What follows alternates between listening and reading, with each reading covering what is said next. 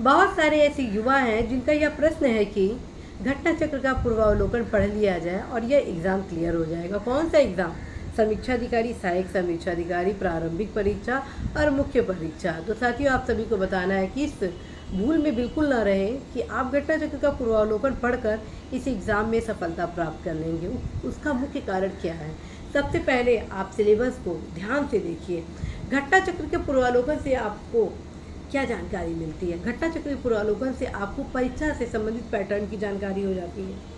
एक ही क्वेश्चन को किस प्रकार से कई मोड में पूछा गया है, इसकी जानकारी हो जाएगी। और निश्चित रूप से आपको इस एग्ज़ाम में जो क्वेश्चन पूछे जा रहे हैं उसके पैटर्न से आप अवगत हो जाएंगे और अच्छा खासा आपको फैक्ट मिल जाएगा और कुछ कॉन्सेप्ट भी आपको मिल जाएंगे। लेकिन जब तक आप ऑथेंटिक पुस्तक नहीं पढ़ते हैं तब तक आपको सफलता सुनिश्चित मिल नहीं सकती है।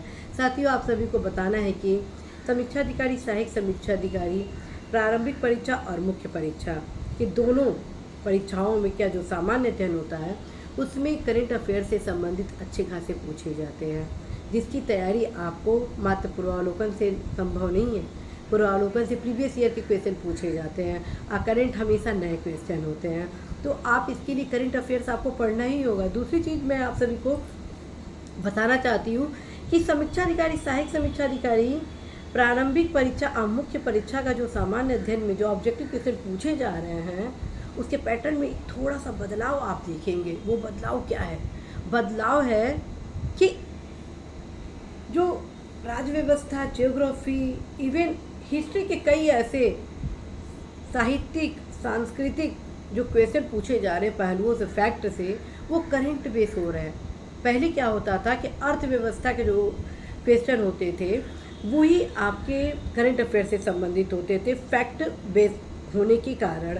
साथ में आप देखेंगे कृषि से जो क्वेश्चन हुआ करते थे वो करंट अफेयर से संबंधित होते थे, क्योंकि उनमें अद्यतन स्थिति, अद्यतन फैक्ट की जानकारी होना बहुत ज़रूरी है। इसके अलावा फ्रेंड्स, जो इन्वायरमेंट के जो क्वेश्चन इस समय पूछे जाने लगे हैं वो भी अब अद्यतन पूछे जाने लगे हैं, अर्थात करंट से रिलेटेड है। तो फ्रेंड्स, कैसे आप मात्र घटना चक्र के पूर्वावलोकन का अध्ययन करके इस परीक्षा में सफलता प्राप्त कर सकते हैं? यदि आप इस परीक्षा में सुनिश्चित सफलता प्राप्त करना चाहते हैं तो घटना चक्र का पूर्वावलोकन अवश्य पढ़ें, लेकिन साथ में आप सभी को हर एक सब्जेक्ट पर विशेष फोकस करना होगा। सामान्य हिंदी की क्या हो रणनीति आपकी सफलता के लिए, किस प्रकार से सामान्य हिंदी के प्रारंभिक परीक्षा के 6 टॉपिक को आपको तैयार करना है, किस प्रकार से यदि समीक्षा अधिकारी, सहायक समीक्षा अधिकारी का मुख्य परीक्षा की तैयारी कर रहे हैं तो निबंध में सफलता की क्या हो रणनीति, कैसे आप फ्रेशर होने के बावजूद आप निबंध में अधिकतम अंक प्राप्त कर सकते हैं। इन सभी चीज़ों को आपको ध्यान रखना होगा। निबंध के में कौन कौन से महत्वपूर्ण पार्ट है जिसमें आपको फैक्ट भी लिखना है, विश्लेषण भी लिखना है और इस प्रकार से सूत्रबद्ध करना है कि प्रथम पैराग्राफ द्वितीय पैराग्राफ से द्वितीय पैराग्राफ, तृतीय पैराग्राफ से तृतीय पैराग्राफ, चौथा आपके फोर्थ पैराग्राफ से, इसी प्रकार से मतलब टोटली क्रोनोलॉजी आपके एक दूसरे से जुड़ा हो। और फ्रेंड्स, मुझे पूरा पता है कि आप परिश्रम करने से नहीं डरते, क्योंकि आप सूरज हैं। जी हाँ, आप सूरज हैं। आप भी जब तैयारी करते हैं तो ये नहीं सोचते हैं कि तपन हो रहा है, परिश्रम करना पड़ रहा है, कष्ट हो रहा है, क्योंकि आपको चमकना है सूरज की भांति। तो यदि आपको सूरज की भांति चमकना है तो परिश्रम आपको करना ही करना है फ्रेंड्स। तो आप अवश्य ही फ्रेंड्स मात्र घटना चक्र के पूर्वावलोकन का ही अध्ययन न करें, बल्कि घटना चक्र के पूर्वावलोकन के साथ ही आप लुसेंट का सामान्य ज्ञान जरूर पढ़ें और करंट अफेयर्स के लिए प्रतियोगिता दर्पण का जो मासिक समसामयिक आता है उसको आप पढ़ें। एज वेल एज फ्रेंड्स, हर सब्जेक्ट के लिए आप ऑथेंटिक पुस्तक जरूर पढ़ेंगे।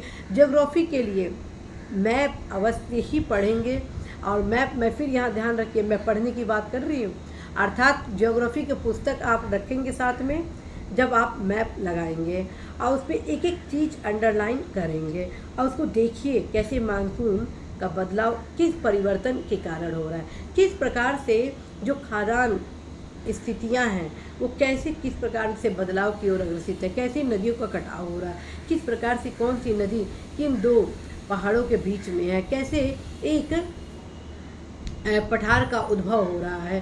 साथ में जब आप किताब पढ़ते हैं, जैसे मान लीजिए पठार क्या है, तो जब आप पढ़ रहे हैं तो देखिए कहाँ कहाँ भारत में वो स्थित है, विश्व में क्या परिस्थिति है। तो जब साथ में मैप रखे रहेंगे तो अच्छे से तैयारी हो जाएगी। और उसके बाद जब आप घटना चक्र का पूर्वावलोकन लगाते हैं, प्रीवियस ईयर का क्वेश्चन लगाते हैं, तो बहुत कुछ आसान आपको लगने लगता है। फ्रेंड्स, आप सभी को बताना है कि आप सभी यदि कर्मठता के साथ, सही दिशा के साथ टाइम टेबल बना लेते हैं, टाइम टेबल को फॉलो करते हैं, तो अवश्य ही आप सभी सफल होते हैं। मेरे द्वारा आप सभी के भी समीक्षा अधिकारी, सहायक समीक्षा अधिकारी, प्रारंभिक परीक्षा, मुख्य परीक्षा से संबंधित जो महत्वपूर्ण गाइडेंस क्लासेस होते हैं वो इसी यूट्यूब चैनल के माध्यम से आप सभी के बीच लाए जाते हैं, इस उद्देश्य के साथ कि आप परिश्रम जरूर करेंगे सफलता प्राप्ति के लिए। आप सभी को ढेर शुभकामनाएं। All the best.